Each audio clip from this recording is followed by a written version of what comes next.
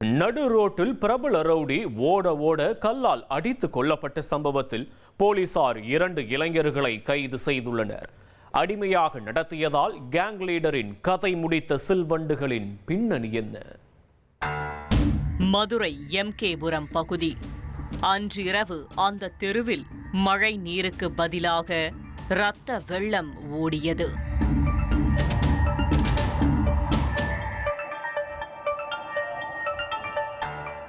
பொதுமக்கள் அஞ்சி கிடக்க போலீசார் தெருவையே சல்லடை போட்டு சலித்தனர்.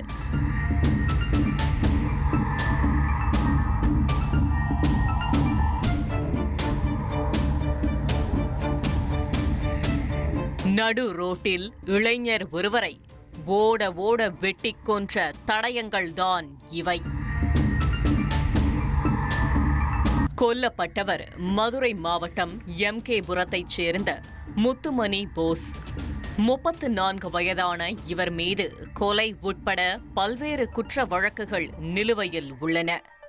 சமீப காலமாக சொந்த ஊரான ராமநாதபுரம் மாவட்டத்தில் வசித்து வந்த முத்துமணி போஸ் சம்பவத்தன்று நீதிமன்றத்தில் வாய்தாவிற்கு செல்வதாக கூறிவிட்டு மதுரைக்கு வந்திருக்கிறார்.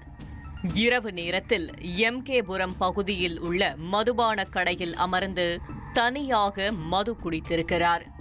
அங்கே வாக்குவாதத்தில் ஈடுபட்ட ஒரு இளைஞரை முத்துமணி போஸ் தாக்கி அவமானப்படுத்தியதாக தெரிகிறது. இதனால் ஆத்திரமடைந்த அந்த இளைஞர் தனது நண்பர்களுடன் வந்து முத்துமணி போஸுடன் மீண்டும் தகராறில் ஈடுபட்டுள்ளார். அதனைத் தொடர்ந்து முத்துமணி போஸை அந்த கும்பல் நடு ரோட்டில் ஓட விரட்டி தாக்கி தலையில் கல்லை போட்டு கொடூரமாக கொலை செய்திருக்கிறது.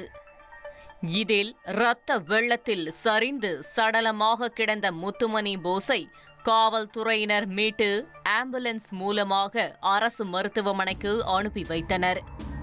இந்த சம்பவம் தொடர்பாக ஜெய்ஹிந்த்புரம் காவல்துறையினர் கொலை வழக்கு பதிவு செய்து விசாரணை நடத்தினர். முத்துமணி போஸ் பல கொலை வழக்குகளில் தொடர்புடையவர் என்பதால் இது முன்விரோதத்தில் நடந்த கொலையா அல்லது பழிக்கு பழியாக நடந்த கொலையா என்று விசாரிக்க தொடங்கினார்கள். அதில்தான் உயிரிழந்த முத்துமணி போஸ் பிரபல ரவுடியான வெள்ளைக்காளியின் ஆதரவாளர் என்று தெரியவந்தது. இந்த ரவுடி கும்பலுக்குள் அடிக்கடி பழிக்கு பழி கொலைகள் நடந்து வருவது தமிழகமே அறிந்த ஒன்று. எனவே போலீசார் அந்த கோணத்தில் விசாரணை நடத்தினார்கள்.